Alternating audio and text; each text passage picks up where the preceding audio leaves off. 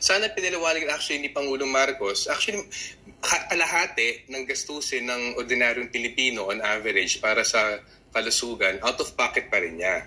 So, ang iulat niya dyan, yung bahagi na natutulungan. Pero, hindi na nauulat yung buong sa pangkalahatan, kahit may bahaging natutulungan, kung kalahati pa rin ay nilalabas mo, lalo na para isang private health system. Kasi yan ang nangyari ngayon dahil nga sa ilang dekada ng pagtulak ng health privatization, mas marami na actually private hospitals, private healthcare, private clinics kaysa mga public.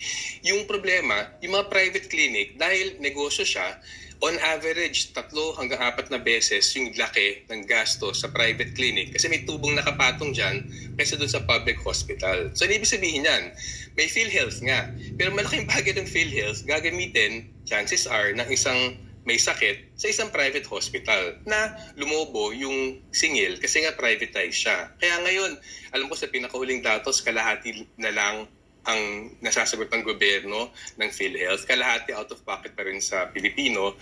Tapos hindi nakatulong. I'm sure marami unang naisip. Kulang lang ang binabayad ng PhilHealth tapos kakaltasan nyo pa ng 90 billion pesos para ilagay sa pork barrel, sa presidential pork barrel na program fund. So medyo, ayun nga, walang context at kapansin-pansin yan. Sa dami ng sinabi niya mga numero doon, talagang alam mo yung nung high school, ganun ako nung high school Kung hindi ko alam may sagot, dadaan ko sa maraming sinasabi, medyo bubulahin ko yung teacher. Siyempre, muta ko yung mga teacher. Alam nila, binobola ko sila. Ganun ang pakiramdam ko kahapon. Ang dami-dami bigyan ng numero. Pero dahil hindi nilalagay sa konteksto, para makita nung kabuluhan ng numero na yon, may aspetong panloloko pa nilang na naganap kahapon